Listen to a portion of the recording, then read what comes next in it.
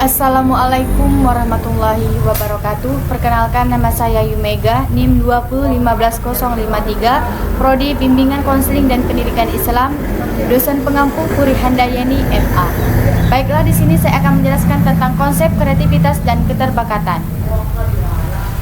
Yang pertama adalah definisi kreativitas. Ada yang sudah tahu tentang definisi kreativitas? Baiklah, di sini saya akan menjelaskan tentang definisi kreativitas. Kreativitas adalah menurut psikologis, kreativitas tidak hanya berwujud hasil yang konkret. Akan tetapi, kreativitas dapat berupa kegiatan imajinatifnya atau sintesis pemikiran yang hasilnya bukan hanya perangkuman. Kreativitas mungkin mencakup pembentukan pola baru dan gabungan informasi yang diperoleh dari pengalaman sebelumnya dan pencakupan hubungan lama ke situasi baru dan memungkinkan mencakup pembentukan hubungan yang baru. Dan yang selanjutnya itu adalah kreativitas di atas rata-rata kelompok atau klaster.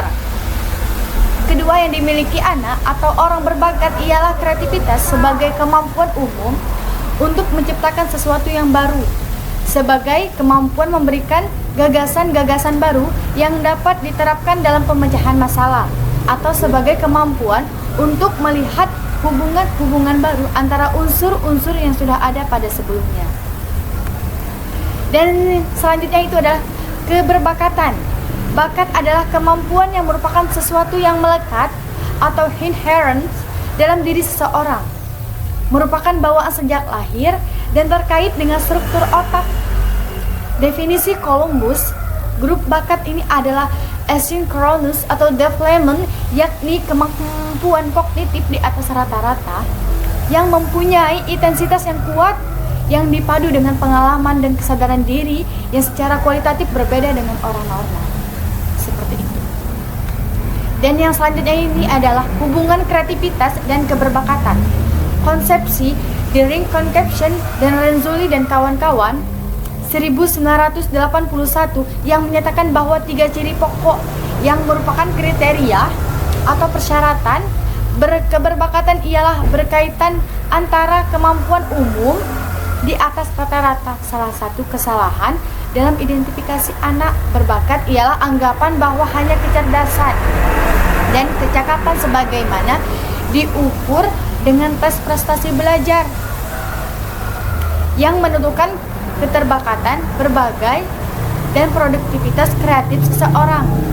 Dalam istilah kemampuan umum tercakup berbagai bidang kemampuan yang biasanya diukur oleh tes inteligensi, prestasi, bakat, kemampuan, mental primer, dan berpikir kreatif.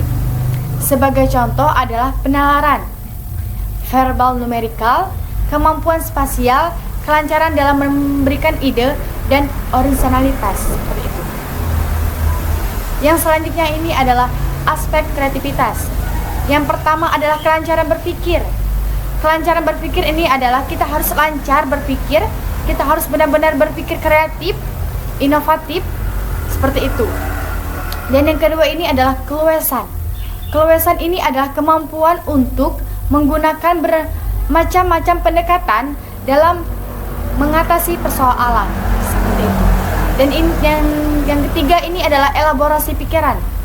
Elaborasi pikiran ini adalah menentukan pada pemikiran kritis, seperti itu. Dan yang keempat adalah keaslian berpikir. Keaslian berpikir ini adalah menghasilkan banyak atau ide dalam berbagai kategori atau bidang keaslian, seperti itu. Dan yang selanjutnya ini adalah faktor-faktor yang mempengaruhi kreativitas. Yang pertama adalah waktu. Kita sebagai mahasiswa harus manajemen waktu dengan sebaik-baik mungkin, seperti itu.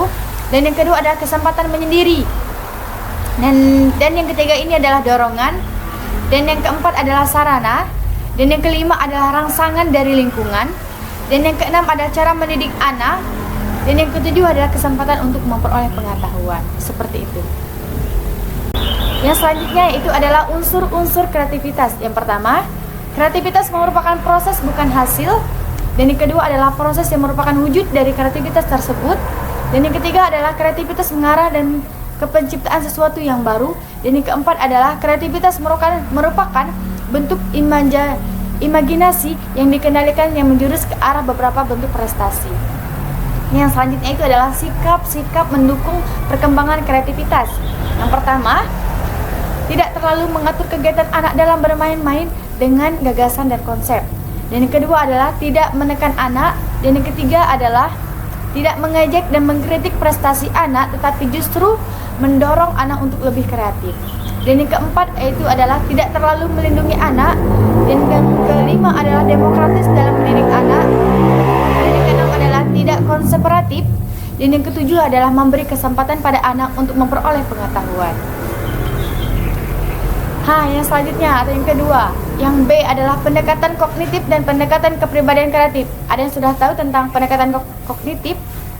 Di sini saya akan menjelaskan tentang pendekatan kognitif. Pendekatan kognitif ini adalah bagian terpenting dari sains kognitif yang telah memberikan kontribusi yang sangat berarti dalam perkembangan psikologi pendidikan. Dalam psikologi kognitif, manusia tidak lagi dipandang sebagai makhluk yang beraksi secara pasif pada lingkungannya sebagaimana anggapan behaviorisme, akan tetapi ia dianggap sebagai makhluk yang berusaha memahami lingkungannya, makhluk yang selalu berpikir homo sapiens, seperti itu. Yang selanjutnya adalah pendekatan kognitif dalam proses pembelajaran meliputi 3 aspek pokok. Yang pertama yaitu adalah aspek pengetahuan.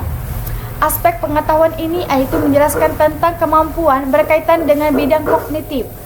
Dan yang kedua itu adalah aspek pemahaman.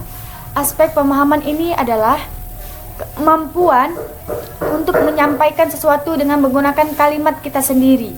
Dan yang ketiga adalah aspek penerapan. Aspek penerapan ini adalah kemampuan berpikir untuk menerapkan tentang teori atau prinsip seseorang, seperti itu.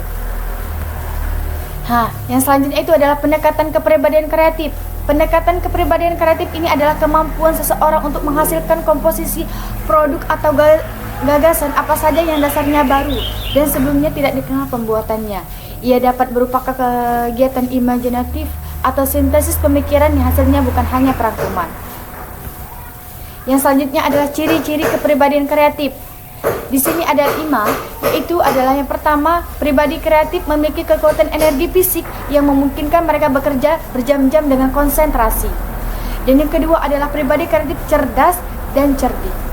Dan yang ketiga adalah kreativitas memerlukan kerja keras, keuletan, dan ketekunan. Dan yang keempat adalah pribadi kreatif menunjukkan kecenderungan androgini psikologis. Dan yang kelima adalah pribadi kreatif dapat bersikap rendah diri dan bangga akan karyanya pada saat yang sama. Seperti itu. Baiklah, di sini saya akan menyimpulkan hasil presentasi saya pada hari ini, yaitu adalah kesimpulan bahwasanya kreativitas ini tidak berwujud dari hasil yang konkret. Akan tetapi, kreativitas ini dapat berupa sebuah kegiatan imajinatif atau sintesis pemikiran yang hasilnya nanti bukan hanya sebuah rangkuman, di mana kreativitas ini sebagai kemampuan untuk menciptakan sesuatu yang baru.